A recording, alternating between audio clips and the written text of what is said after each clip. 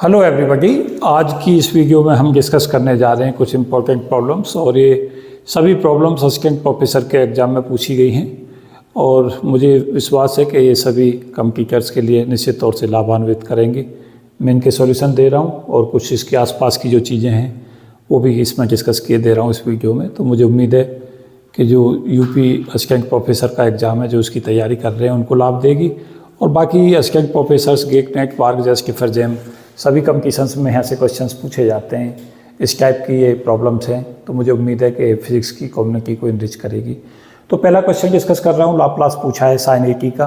तो लाप्लास का पहला जो क्वेश्चन है वो लाप्लास से है।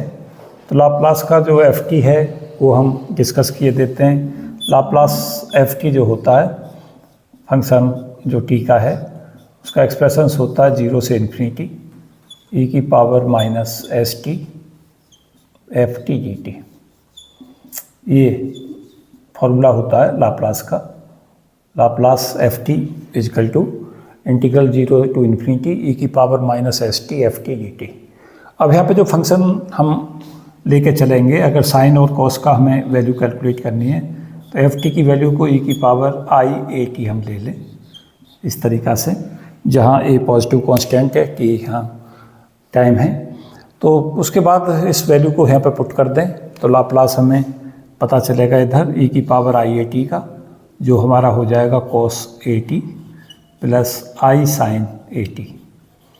ये हमारा लाप्लास हमें पता चलेगा इजकल टू 0 से इन्फिनिटी, लिमिट ले लें e की पावर माइनस एस टी, और फंक्शन की वैल्यू को यहाँ पे पुट कर दें e की power i a t into D T.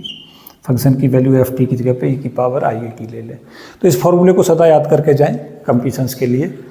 अब इसके बाद क्या करना है हमें कि यहाँ इस एक्सप्रेशंस को ले लें सिंपली 0 से इन्फिनिटी, e की पावर माइनस टी कॉमन निकाल दें इस तरीक़ा से। तो जब हम e की पावर माइनस टी कॉमन निकालेंगे तो s यहाँ से आ जाएगा और यहाँ से माइनस i a आ जाएगा, ये वैल्यू आ जाएगी इंटू डी टी। इसका हम सिंपली इंटीग्रेशन कर दें और s माइनस ए को कुछ देर के लिए माने लेते हैं s माइनस आई ए, इसको p माने लेते हैं लेटस से। तो ये वैल्यू हमारी हो जाएगी इंटीग्रेशन के बाद 0 से इन्फिनिटी e की power minus P T into D T. इसका इंटीग्रेशन कर दें। जैसे हम इसका इंटीग्रेशन करेंगे तो ये हमारा आ जाएगा e की power minus P T upon minus P, ये आ जाएगा। और ये लिमिट रख दें 0 से इन्फिनिटी। जैसे हम इन्फिनिटी लिमिट लेकर चलेंगे तो ये जो वैल्यू है सिंपली जब हम यहाँ से इंटीग्रेशन लिमिट लेंगे तो यहाँ से हमें सिंपली t को जब यहाँ पे इन्फिनिटी रख देंगे तो e की पावर माइनस इन्फिनिटी 0 हो जाएगा, और जब इसको रखेंगे तो e की पावर 0 बन जाएगा, ये 1 बन जाएगा। माइनस का साइन जब लोअर लिमिट रखेंगे तब आएगा, तो ये वैल्यू हमारी 1/p आएगी। तो 1/p में p की वैल्यू पुट कर दें तो ये वैल्यू आ जाएगी 1/s minus A. That is the answer. फिर क्या करें, इसका कॉम्प्लेक्स कॉन्जुगेट से इसको ऊपर नीचे मल्टीप्लाई कर दें s प्लस आई ए और s प्लस आई ए से, इस तरीक़ा से ले लें। जब हम इसे लेंगे तो यहाँ से हमें वैल्यू मिलेगी s plus I A upon, ये वैल्यू मिलेगी s square plus s square minus I square A square, और i स्क्वायर हो जाएगा हमारा -1। तो यहाँ से आ जाएगा हमारा s square plus A square. तो यहाँ पे क्योंकि क्वेश्चन में पूछा गया था साइन 80, तो i और i के कोफिशिएंट को इक्वेट कर लें। तो लाप्लास अगर cos 80 पूछता है क्वेश्चन में तो cos 80 पूछा जा सकता है आगे, तो उसका आंसर मार्क करेंगे हम s upon S square plus A square. और अगर लाप्लास पूछता है साइन 80 का, जो इस क्वेश्चन में पूछा गया था, तो साइन 80 की जो आंसर होगा वो हमारा हो जाएगा a upon S square plus A square. तो ये दोनों हम कैलकुलेट कर सकते हैं। तो लाप्लास के जो सिंपल क्वेश्चंस आते हैं वो इस पर cos 80, साइन 80 इस तरीक़ा से आते रहते हैं। इस टाइप से इसे सॉल्व करना था। इस फॉर्मूले को ऑलवेज रिमेंबर रख के जाएँ, और कुछ स्टैंडर्ड जो क्वेश्चंस हैं उनके आंसर्स भी रिमेंबर रखें जब भी आप कॉम्पिटिटिव एग्जाम में जाएँ। लाप्लास इंपॉर्टेंट टॉपिक रहता है, पूछा जाता रहता है क्वेश्चन यहाँ से। तो मुझे उम्मीद है कि आप सबकी समझ में आया होगा। तो लाप्लास ft का फॉर्मूला इंटीग्रल 0 से इन्फिनिटी की power minus S T F T E T, और फंक्शन की वैल्यू को ले लें e⁻i⁻t जब cos 80 प्लस i sin 80 दे रखा है, और फिर से सॉल्व करते चले जाएं। रियल पार्ट को और इमेजरी पार्ट को अलग अलग कर लें। रियल पार्ट से cos 80 मिल जाएगा हमें, और इमेजरी पार्ट से sin 80 मिल जाएगा। तो इस तरीक़ा से हमें इस क्वेश्चन को सॉल्व करना था। तो काफ़ी आसान क्वेश्चन भी कई बार पूछे जाते हैं लाप्लास से, तो लाप्लास की अच्छी प्रैक्टिस रखें क्वेश्चंस में। क्वेश्चन नंबर 2 डिस्कस करने जा रहा हूँ। ये हमारा जीमान इफेक्ट का क्वेश्चन है। तो जीमान इफेक्ट हम सब जानते हैं कि पीटर जीमान ने बताया था कि मैग्नेटिक फील्ड में स्पेक्ट्रल लाइन स्प्लिट कर जाती हैं, इसको हम जीमान इफेक्ट कहते हैं। तो जीमान इफेक्ट में हमें क्या करना है, क्वेश्चंस में दे रखा है जो लेवल है वो आ रहा है हमारा 2t5/2 से ट्रांजिशन हो रहा है हमारा 2p3/2 को ये, और इसमें पूछा है कि हमें बतानी है कि कितनी स्पेक्ट्रल लाइन हमें वीक मैग्नेटिक फील्ड में मिलेंगी। तो एक तो याद रखें कि जब भी हमारा वीक मैग्नेटिक फील्ड होगा तो एनामोलस जीमान इफेक्ट होगा, और एनामोलस जीमान इफेक्ट में जो है इलेक्ट्रॉन स्पिन कंसीडर की जाती हैं, ऑर्बिटल मोशन और स्पिन मोशन दोनों कंसीडर की जाती हैं, तब हमारा एनामोलस जीमान इफेक्ट मिलता है। केवल ऑर्बिटल मोशन लेते हैं तो हमारा नॉर्मल जीमान इफेक्ट होता है, तो ये भी ध्यान रखें। यहाँ पे जे की वैल्यू इस वाले के लिए यहाँ ये जे होता है, तो जे यहाँ 5/2 हो जाएगा, और एम जे की जो वैल्यू है वो हमारी हो जाएंगी 5/2, और ये वैल्यू आ जाएंगी 3/2, हाफ, -½ -3/2 और -5/2। तो जे बराबर 5/2 के करस्पॉन्डिंग 5/2 के करस्पॉन्डिंग एम जे आएंगे हमारे 6, 5/2, 3/2, हाफ, -½ -3/2 -5/2। तो इसको इस तरीक़ा से इसे ले लें, ये लेवल है और ये हमारा स्प्लिट कर गया 6 लेवल में। ये मैं लेवल खींचे दे रहा हूँ, ये हमारा लेवल आ जाएंगे 6 लेवल, 6 लेवल। तो एम जी की वैल्यू -3/2 -5/2 ले लें पहले, फिर उसके बाद -3/2 ले लें, फिर -½ ले लें, इधर हाफ, 3/2 और ये 5/2 ये ले लें। उसके बाद 2p3/2 के लिए भी इसी तरीक़ा से ले लें, ये हमारा है 2d5/2 लेवल। उसी तरीक़ा से हमारा 2p3/2 का लेवल देखें, ये भी 4 लेवल में स्प्लिट करेगा 2j+1। तो यहाँ पे जो j की वैल्यू है वो आ जाएंगी हमारी -3/2, और ये लेवल ले लें -3/2 -½ और ये 3/2, ये एम जे की वैल्यू है। तो जे यहाँ 5/2 होगा, 6 लेवल में स्प्लिट होगा 2j+1 में, या जे 3/2 होगा 2j+1 में, मीन्स 4 लेवल में स्प्लिट होगा। 4 लेवल के लिए एम जे की वैल्यू -3/2 -½ हाफ 3/2, यहाँ पे एम जे की वैल्यू -5/2 -½ हाफ 3/2 5/2। ये 6 लेवल में स्प्लिट होगा, ये 4 लेवल में होगा। अब यहाँ पे पूछा है कि ट्रांजिशन बताएं, ट्रांजिशन कितने होंगे। तो ट्रांजिशन का जो सिलेक्शन रूल होता है वो होता है डेल एम जे = 0 ±1, ये सिलेक्शन रूल होता है, और 0 से 0 में ट्रांजिशन होता नहीं है। तो ये डेल एम जे बराबर 0 के करस्पॉन्डिंग देखें, जब हमारा लेवल जो आएगा वो कौन कौन से लेवल्स हमें मिलेंगे। तो -3/2 में से -3/2 को ट्रांजिशन दिखा दें, एक ट्रांजिशन ये हो गया -3/2 से, और ये हमारा -3/2 से -3/2। तो -3/2 में से जब -3/2 को सब्ट्रैक्ट करेंगे तो 0 मिल जाएगा। उसी तरीक़ा से ये -½ से -½ को एक ट्रांजिशन हो जाएगा, ये इस तरीक़ा से ये हो गया, एक ट्रांजिशन ये हो गया।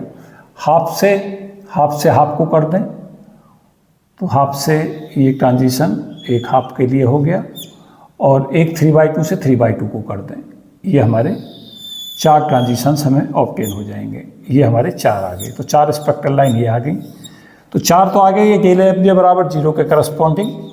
और होमवर्क में करके देखें, +1 के ट्रांजिशन देखें, ये भी 4 आएंगे, और -1 के करके देखें, ये भी 4 आएंगे। तो 4 ट्रांजिशन यहाँ से, 4 यहाँ से और 4 यहाँ से, तो ये टोटल जो लाइन्स की संख्या है वो 12 आ जाएगी। इस तरीक़ा से इसे करके देखना है। ये मैंने केवल डेल एम जे बराबर 0 के करस्पॉन्डिंग दे दिया है और उस तरीक़ा से ही अब आपको क्या करके चलना है, ट्रांजिशंस डेल एम जे बराबर 1 और -1। तो ये हमारे पास जो ट्रांजिशंस हैं 0 के करस्पॉन्डिंग 4 आएंगे, +1 के करस्पॉन्डिंग 4 आएंगे और -1 के करस्पॉन्डिंग 4 आएंगे। तो 12 ट्रांजिशंस इसमें हमें ऑब्टेन हो जाएंगे। तो इस तरीक़ा से इसे सॉल्व करना था। काफ़ी क्वेश्चन इस टाइप के भी पूछे जाते हैं आजकल, जहाँ पे लाइनों की, स्पेक्ट्रल लाइनों की संख्या पूछता है। तो सदा क्या करें कि पहले जे के करस्पॉन्डिंग ऑलवेज हम क्या करें, कैलकुलेट कर लें जे के करस्पॉन्डिंग एम जे की वैल्यू, और एम जी के जितनी वैल्यूज होंगी उतनी स्प्लिटिंग हो जाएगी। स्प्लिटिंग होने के बाद में फिर उसमें डेल एम जे बराबर 0 + -1 का ट्रांजिशन दिखा दें, और जैसे ही ट्रांजिशन दिखाएंगे तो वहाँ से हमें स्पेक्ट्रल लाइनों की संख्या पता चलेगी कि कुल स्पेक्ट्रल लाइनों की संख्या कितनी बनेगी। तो यहाँ पर 12 लाइन थी। क्वेश्चन नंबर 3 में काफ़ी पूछा जाता है, 3rd वाला क्वेश्चन। जी पूछा है किस जो एनर्जी है वो किसका फंक्शन है। तो जी का फॉर्मूला होता है H - Ts। H यहाँ पे एंथैल्पी है, T टेम्परेचर है और S एंट्रोपी है। H की जो वैल्यू होती है वो हमारी होती है U + PV। तो ये U + PV - Ts। ये आंसर केवल मार्क करके आना था। याद रखें हमारे कुल जो थर्मोडायनेमिक पोटेंशियल होते हैं वो 4 होते हैं। देयर आर 4 टाइप जो वैरायटी है वो होती है। एक होता है U, एक होता है F, एक होता है G और एक होता है H। H का जो फॉर्मूला होता है वो होता है हमारा U + PV।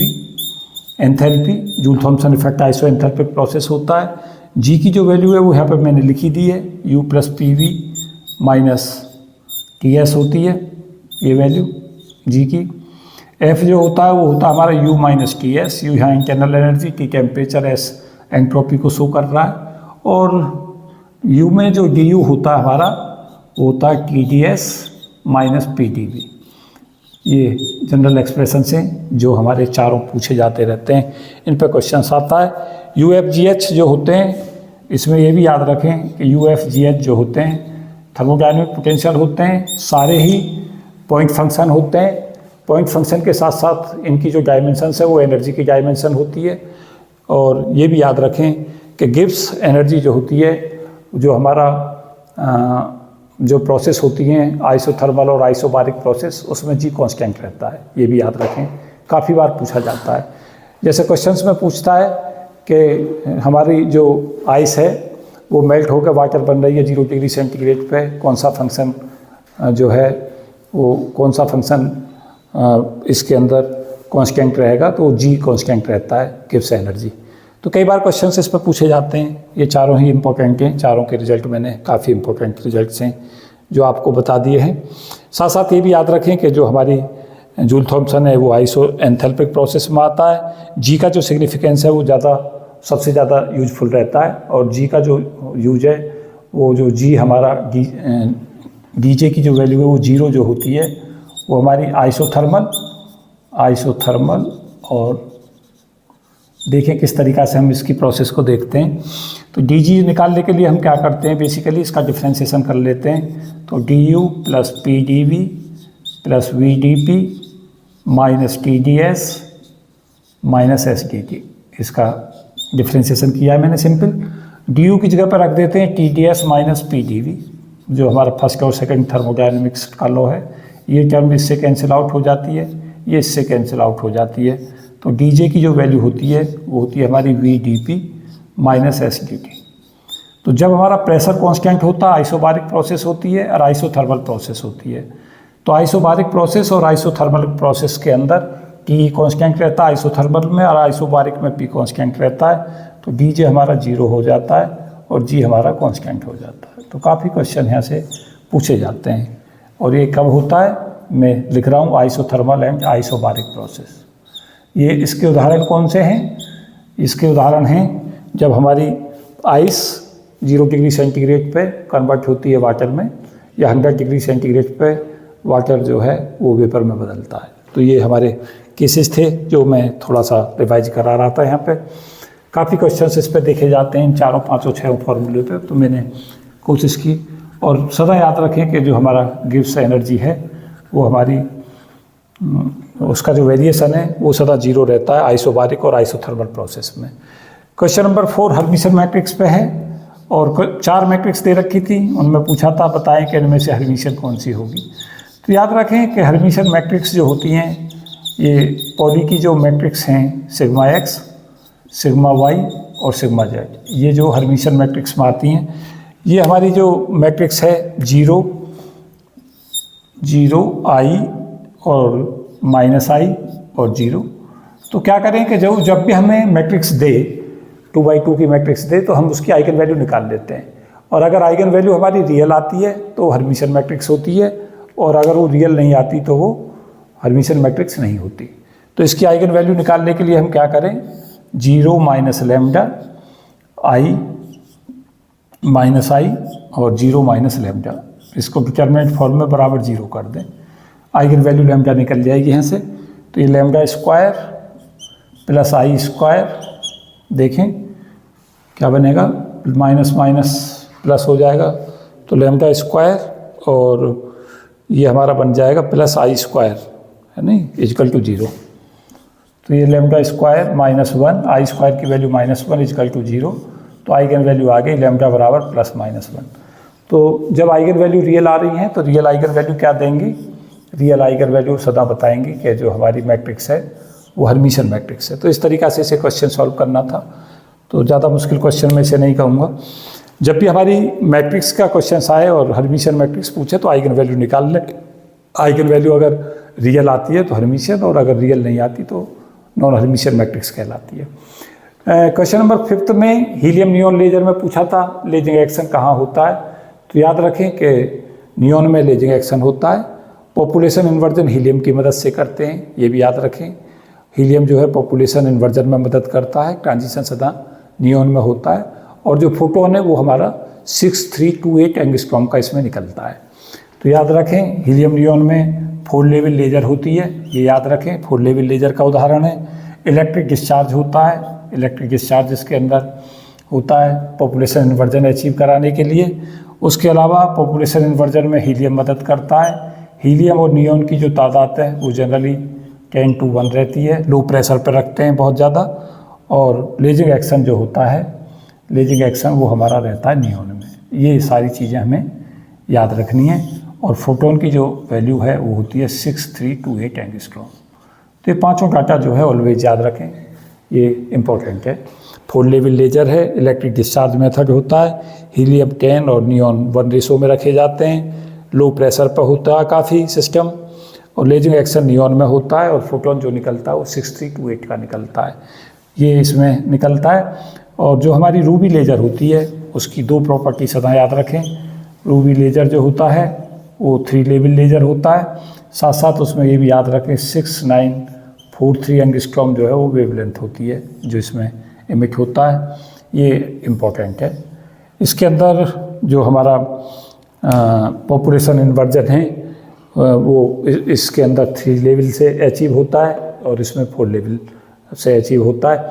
साथ साथ ये भी याद रखें कि वेवलेंथ की वैल्यू मोनोक्रोमेटिक 6943 और इधर 6328 एंगस्ट्रॉम होती है। तो ये इंपॉर्टेंट डाटा हैं जो सीधे सीधे कई बार पूछे जाते हैं। रेशो ऑफ इंटेंसिटी पूछी है, क्वेश्चंस जो है इंटेंसिटी पर बेस काफ़ी पूछे जाते हैं और कंपटीशंस के लिए सदा ही महत्वपूर्ण होते हैं। तो ये याद रखें कि जो हमारा इंटेंसिटी जब हम निकालते हैं तो इंटेंसिटी की जो वैल्यू है वो 2j+1 पर निर्भर करती है। जे जहाँ पे वो होता है टोटल एंगुलर मोमेंटम होता है। तो D1 और D2 लाइन का फॉर्मेशन देखें पहले कैसे बनती हैं D1 और D2 लाइन। ये हमारा सोडियम का जो क्लासिफिकेशन है वो सोडियम में मिलती है D1 D2 लाइन। तो Na11 और 23 होता है, तो ये वैल्यू मिलती है हमें 281। जो क्लासिफिकेशन है इसका वो मिलता है 281। पहली ऑर्बिट में 2 इलेक्ट्रॉन, दूसरी ऑर्बिट में 1 इलेक्ट्रॉन और थर्ड ऑर्बिट में 1 इलेक्ट्रॉन होता है। तो स्पिन जो होती है जब हम इसका लिखेंगे तो क्लासिफिकेशन में होगा 1s2, 2s2, 2p6 और 3s1। तो ये इलेक्ट्रॉन जो 3s स्टेट से जाएगा तो ये s स्टेट से जाएगा और कहाँ जाएगा, p स्टेट में जाएगा। तो जब भी इलेक्ट्रॉन 3s स्टेट में होगा सोडियम के अंदर तो 3s से वो कहाँ जाएगा, p स्टेट में। तो ऊपर 3s से ऊपर 3p स्टेट होगी और 3p स्टेट जो होगी, 3s स्टेट जो होगी वो ग्राउंड स्टेट होगी और 3p स्टेट में ऊपर जाएगा, ये एक्साइटिंग स्टेट होगी। अब बेसिकली जो 3p जो लेवल होता है वो सिंगल लेवल नहीं होता, बल्कि स्पिन ऑर्बिट इंटरेक्शन के कारण जो पी लेवल है वो 2 लेवल में स्प्लिट रहता है। क्योंकि पी के लिए जब हम जाएंगे तो पी के लिए एल की वैल्यू तो हो जाएगी हमारी 1 और इलेक्ट्रॉन की स्पिन होती है हाफ, तो जे की वैल्यू है 2 आ जाएंगी, एक जे आ जाएगा हाफ और एक आ जाएगा जे 3/2, क्योंकि एल माइनस एस से एल प्लस एस तक जे की वैल्यू होती हैं। तो एल का मतलब ऑर्बिटल क्वांटम नंबर, एस का मतलब स्पिन क्वांटम नंबर, तो एल माइनस एस लेंगे तो जे हाफ आ जाएगा और एल प्लस एस लेंगे तो जे 3/2 आ जाएगा। तो यहाँ पे जो लेवल हैं वो इस तरीक़ा से आएंगे, एक हमारा लेवल आ जाएगा 2p हाफ और एक लेवल आ जाएगा हमारा 2p 3/2, ये 2 लेवल हो जाएंगे। और इधर जो लेवल होगा वो हमारा 2s लेवल होगा, 2s हाफ। अब जो इलेक्ट्रॉन है वो यहाँ से यहाँ आएगा एक, और ये यहाँ से यहाँ आएगा। एक लाइन जो है D1 D2 यहाँ से फॉर्म होती हैं, एक लाइन इनमें से D1 और दूसरी लाइन D2 कहलाती है। तो ये हमारी जो लाइन्स हैं इनकी इंटेंसिटी का फॉर्मूला जो होता है I1/I2 वो हमारा हो जाएगा 2J1+1 अपॉन 2J2+1। तो यहाँ जो J है वो हमारा ये यहाँ 3/2 होगा और यहाँ पे हाफ होगा, क्योंकि लेवल जो है ऊपर से नीचे की तरफ स्प्लिट कर रहे हैं तो फाइनल डेस्टिनी तो J बराबर हाफ ही है, लेकिन यहाँ हाफ से हाफ में आ रहे हैं और यहाँ पर 3/2 से हाफ में आ रहा है। तो यहाँ से यहाँ इंटेंसिटी ज़्यादा होगी इस लाइन में, तो ये वैल्यू आ जाएगी 2 × 3/2 + 1 और ये आ जाएगी हमारी 2 × हाफ + 1, क्योंकि यहाँ हाफ होगा J, यहाँ 3/2 होगा, तो ये लेवल आ जाएगा हमारा है 2/1। तो इसकी इंटेंसिटी अगर हम I1 लें, इसकी इंटेंसिटी I2 लें, तो इनकी जो रेशो है वो हमारी वैल्यू मिलेगी 2/1। तो उसके अलावा अगर ये पूछता है I2/I1 कहता है तो 1:2 हो जाएगी। तो उस तरीक़ा से हम इसे ले सकते हैं। ये हमारी सोडियम की D1 और D2 लाइन है। तो D1 D2 लाइन की इंटेंसिटी इस तरीक़ा से हम कैलकुलेट करते हैं। जो वेवलेंथ है उसमें बताएं, वेवलेंथ जो होती है एक की होती है 5890 एंगस्ट्रॉम और एक की होती है हमारी 5896 एंगस्ट्रॉम। तो यहाँ पे देखें, यहाँ पर जहाँ की वेवलेंथ जो होगी हमारी कम होगी वहाँ पे एनर्जी गैप ज़्यादा होगा, क्योंकि वहाँ वेवलेंथ कम का मतलब एनर्जी का ज़्यादा होना है। तो इसकी जो वेवलेंथ है वो होगी 5890 एंगस्ट्रॉम और इसकी जो वेवलेंथ होगी वो होगी हमारी 5896 एंगस्ट्रॉम। ये इंटेंसिटी जो है वो इंटेंसिटी रेशो थी। ये हमारी D1 लाइन और ये लाइन हमारी D2 कहलाएगी। इस तरीक़ा से हम इन्हें कैलकुलेट करते हैं। तो ये हमारा तरीका था इसने कैलकुलेट करने का। इनके बारे में मैंने कुछ ब्रीफ इंट्रोडक्शन दिया, सोडियम की लाइन बताई। इसमें principal sharp, diffuse, fundamental series, ये चारों सीरीज याद रखें। साथ साथ ये भी याद रखें कि प्रिंसिपल सीरीज जो होती है वो मोस्ट इंटेंस होती है। कई बार क्वेश्चन आता है सबसे ज़्यादा इंटेंसिटी किसकी होती है, तो प्रिंसिपल सीरीज की होती है। तो यहाँ से भी क्वेश्चंस काफ़ी पूछे जाते हैं। ये इंपॉर्टेंट चीज़ मैं डिस्कस कर रहा था सोडियम की D1 D2 लाइन का। क्वेश्चन ये नेट में भी आया हुआ है और कंपटीशंस में रेगुलर पूछा जाता रहता है। तो ऐसे ही क्वेश्चन मैं डिस्कस कर रहा हूँ। मास ऑफ इलेक्ट्रॉन इंक्रीज कर रहा है 66.66% कंपेयर टू रेस्ट मास, और पूछा वेलोसिटी कैलकुलेट कीजिए। क्वेश्चन नंबर 7 डिस्कस कर रहा हूँ। तो यहाँ पे क्या कहा गया है, मास को शुरू में मान लें m0 इनिशियल मास, और ये रेस्ट मास हो गया। m देखें मूविंग मास कितना होता है, कहा है कि m0 में कितना इंक्रीज हो जाता है 66%। तो ये वैल्यू हो जाएगी 2/3 m0। 66% आ गया है, 2/3 का मतलब 66.66। तो ये वैल्यू जो हमारी m हो गई, ये वैल्यू हो गई 5/3 m0। m0 यहाँ रेस्ट मास है और m मूविंग मास है। उसके बाद फॉर्मूला अप्लाई कर दें, m बराबर m0 अपॉन √1 - v²/c²। तो m की जगह पर रख दें 5/3 m0 = m0 अपॉन √1 - v²/c²। इसको कैंसिल आउट करें तो ये वैल्यू आ जाएगी 3/5 = √1 - v²/c²। स्क्वायर कर दें 9/25 = 1 - v²/c²। तो v²/c² की वैल्यू आ जाएगी 16/25। तो v हमारा आ जाएगा 4/5c या 0.8c। ऐसे ऐसे सॉल्व करना है। तो काफ़ी क्वेश्चंस इस पे पूछे जाते रहते हैं। और 7th के साथ साथ जो क्वेश्चन नंबर 10 है वो भी इसी पे बेस है, तो उसे भी मैं यहीं डिस्कस किए दे रहा हूँ। ये भी रिलेटिविटी पे बेस है। एम नॉट दे रखा है 1 ग्राम, वी दे रखा है 4/5c, रिलेटिविस्टिक काइनेटिक एनर्जी पूछी है। तो रिलेटिविस्टिक काइनेटिक एनर्जी का जो फॉर्मूला होता है बच्चों, वो होता है m minus M naught into C square, और m की जो वैल्यू है वो सिंपली होगी m naught upon under root 1 minus V square by C square. यहाँ पे ये वैल्यू पुट कर दें m नॉट, और ये वैल्यू हो जाएगी यहाँ से अंडर रूट 1 माइनस वी दे रखा है क्वेश्चंस में 4/5c, तो ये हमारा हो जाएगा 16/25। तो ये वैल्यू हमारी आ जाएगी 5/3 m नॉट। ये पहले वाला क्वेश्चन है, उसी को दूसरी तरीका से पूछ लिया है। तो m यहाँ पे हो गया 5/3 m not. m not rest mass है, m डायनेमिकल मास है, तो इस वाले फॉर्मूले में पुट कर दें। m की जगह पे 5/3 m naught minus m naught into C square. ये वैल्यू कैलकुलेट हो जाएगी। जब हम इसे घटाएंगे तो ये आ जाएगा 2/3 m नॉट सी स्क्वायर। तो यहाँ से वैल्यू सिंपली कैलकुलेट हो जाएगी। 2/3 m नॉट हो जाएगा, इलेक्ट्रॉन के लिए कहा है 9.1 गुणा 10 की पावर माइनस 31 kg, और सी स्क्वायर हो जाएगा हमारा 9 गुणा 10 की पावर 16। तो इसे सॉल्व कर दें, जो भी आंसर आ जाए वो इसका आंसर हो जाएगा। इस तरीक़ा से इसे सॉल्व करना है। ये वैल्यू आ जाएगी हमारी 81.9 into 2/3 into 10 to the power minus 31 में से 16 घटा दें -15, ये आएगी। और इसे पूरा फिर सॉल्व कर लें। ये अच्छा वैल्यू दे रखी है क्वेश्चंस में, m नॉट 1 ग्राम दे रखा है। ओके, इलेक्ट्रॉन नहीं लिया है, ये मैंने इलेक्ट्रॉन के लिए कैलकुलेट कर लिया। अगर ये इलेक्ट्रॉन के लिए पूछता है क्वेश्चंस में तो ऐसे कैलकुलेट करें। और अगर यहाँ पर क्वेश्चंस में यहाँ देख रहे हैं कि m नॉट की वैल्यू 1 ग्राम दे रखी है, तो फिर यहाँ पर सिंपली सॉल्व कर दें। ये तो इलेक्ट्रॉन के लिए है जो मैंने कैलकुलेशन कर दी है। अगर 1 ग्राम के लिए कहता है तो क्या करें, m नॉट की जगह पे 1 ग्राम रख दें।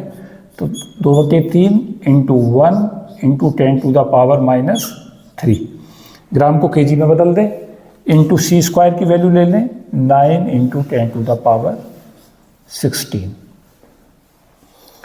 तो ये वैल्यू कैलकुलेट हो जाएगी। देखें कितना आ रहा है, तो ये वैल्यू आ जाएगी 6 इंटू 10 टू द पावर 10 16, हाँ यस 30। 16 में से 3 घटा दें तो 13 आ जाएगी।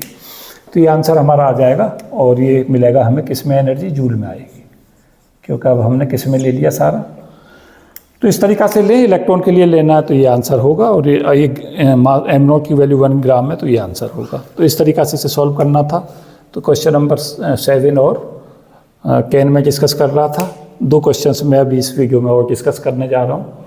तो ये सभी क्वेश्चंस ऐसे हैं जो रेगुलर इंटरवल पर पूछे जाते रहते हैं, और सभी कंपटीशंस में और आगे भी जो पेपर असिस्टेंट प्रोफेसर्स का होना है, इन्हीं जो फॉर्मूलों के ऊपर बेस काफ़ी क्वेश्चंस की मैं सदा उम्मीद करता हूँ इस वाले पोर्शन से। तो अगला क्वेश्चंस, 2 क्वेश्चंस जो मैं डिस्कस कर रहा हूँ, एक क्वेश्चंस एर्थ जो है वो काफ़ी इम्पोर्टेंट एक्सप्रेशंस है, काफ़ी पूछा जाता है, म्यू बराबर सिग्मा RH। तो इसे कैसे हम लेके आते हैं, हॉल इफेक्ट का फॉर्मूला होता है RH। RH की जो वैल्यू होती है वो होती है हमारी RH equal to EY upon JX BZ equal to -1 upon NE, जहाँ electric field along y axis EY है, electric magnetic field along z axis BZ है, और ये हमारी करंट डेंसिटी की डायरेक्शन है x डायरेक्शन, बराबर होता है हमारा -1 अपॉन NE। तो हॉल और कोफिशिएंट की वैल्यू होती है -1 अपॉन NE, और इन मैग्नीट्यूड में कितनी हो जाएगी ये, इन मैग्नीट्यूड में हो जाएगी, माइनस साइन हटा देंगे तो RH हो जाएगा हमारा 1 अपॉन NE। तो हम क्या करें कि मोबिलिटी में फॉर्मूला देखें। मोबिलिटी जो होती है म्यू, वो होती है हमारी VD upon E, drift velocity per unit electric field. तो VD का जो फॉर्मूला होता है वो होता है हमारा J upon NE into E, J current density और E इलेक्ट्रिक फील्ड। तो VD की जगह पे J अपॉन NE रख दें। VD यहाँ ड्रिफ्ट वेलोसिटी है, इलेक्ट्रिक फील्ड है, और J जो होता है वो होता है ओम्स लॉ के हिसाब से J बराबर सिग्मा E। तो sigma E upon NE into E, E से E काट दें बराबर सिग्मा अपॉन एन ई, और 1/NE की जगह पे RH आ जाएगा, तो ये वैल्यू सिंपली सिग्मा RH आ जाएगी। तो ये सारे जो एक्सप्रेशंस हैं सारे इंपॉर्टेंट हैं। ये वाला फार्मूला भी इम्पोर्टेंट है। ड्रिफ्ट वेलोसिटी इलेक्ट्रिक फील्ड देगा, म्यू पूछ लेगा मोबिलिटी, और यहाँ से भी क्वेश्चंस पूछे जाते हैं कई बार। ये वैल्यू दे देता है, ये दे देता है, ये दे देता है, ये पूछ लेता है, इन दोनों को दे देता है, ये दे देता है, ये पूछ लेता है। तो इस फॉर्मूले पर बेस्ड क्वेश्चंस काफ़ी पूछे जाते हैं। हॉल इफेक्ट काफ़ी महत्वपूर्ण क्वेश्चन, एक इम्पोर्टेंट रिजल्टों में से है, तो इसको भी डिवाइज करके सदा रखें। क्वेश्चन एक और डिस्कस कर रहा हूँ, ये हर्माइट पोलिनोमियल से है, क्वेश्चन नंबर 9 बाकी बचा है इस वीडियो का। तो ये हमारी वैल्यू है -∞ से +∞, और e की पावर -x², और ये है s2x इस पूरे का होल स्क्वायर इंटू dx। तो हमारे पास जनरल एक्सप्रेशंस है -∞ से +∞, e की power -x² hn(x) hmx dx। Orthonormal property से कहते हैं, इसकी वैल्यू होती है √π Δmn 2 की पावर n फैक्टोरियल n और क्रॉनिकल डेल्टा Δmn। ये इसका जनरल फार्मूला होता है। उसके बाद क्या है कि इसमें n बराबर m है, तो n बराबर m करते हैं, ये वैल्यू 1 हो जाएगी क्रॉनिकल डेल्टा की वैल्यू। अच्छा, ये 2 बार लिख गया, एक ही बार लिख दो। तो n बराबर m ले लें, और n की जो वैल्यू है जब ये यहाँ पे लेंगे कि n बराबर 2 लेना है यहाँ पे, क्योंकि जो पोलिनोमियल है उसका ऑर्डर हमें 2 लेना है, तो n 2 लेना है। यहाँ पे पुट कर दें, जैसे इसे पुट करेंगे तो ये एक्सप्रेशन इधर बन जाएगा, तो इसका आंसर आ जाएगा √π और 2 की पावर 2, और ये वैल्यू आ जाएगी फैक्टोरियल 2। और कुछ तो नहीं बचता है, √π Δmn 2 की पावर n फैक्टोरियल n। तो देखें क्या बन के आया, 4। एक √π आ गया क्या ये,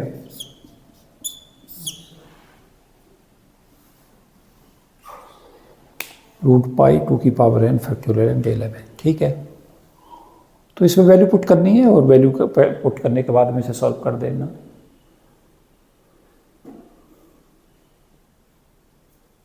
तो इस तरीक़ा से ये क्वेश्चन था हर्माइट पोलिनोमियल पर बेस। तो काफ़ी इंपॉर्टेंट चीज़ें मैं इस वीडियो में डिस्कस कर रहा था। सदा पोलिनोमियल्स को रिवाइज करके चलें, पोलिनोमियल सदा ही इम्पोर्टेंट है। उसके अलावा डिवाइड थ्योरी सदा ही इम्पोर्टेंट रहती है। उसके साथ साथ जो जीमान इफेक्ट है वहाँ से क्वेश्चंस पूछा जाता है, जीमान इफेक्ट बहुत ही इम्पोर्टेंट है। साथ साथ स्पिरोर्बिक इंटरैक्शंस और ये हमारा लेजर, ये सभी महत्वपूर्ण टॉपिक्स थे जो इन्हें डिस्कस कर रहा था। तो यहाँ से हम देख भी सकते हैं, एक हमें आइडिया लग रहा है कहाँ से क्वेश्चंस है। तो ये क्वेश्चन लाप्लास से था, ये जीमान इफेक्ट पर बेस्ड था, ये थर्मोडायनामिक पोटेंशियल से था, ये हर्मिशियन मैट्रिक्स की प्रॉब्लम थी, ये लेजर पर बेस्ड प्रॉब्लम थी, ये इंटेंसिटी रूल पर बेस्ड प्रॉब्लम थी, ये 2 क्वेश्चन रिलेटिविटी पर बेस्ड थे, ये हॉल इफेक्ट पर क्वेश्चन था, और ये हर्माइट पोलिनोमियल पर। तो ये सब प्रॉब्लम मैं डिस्कस कर रहा था। तो इस वीडियो में इतना ही। Thank you and best wishes for all of you. जय हिंद।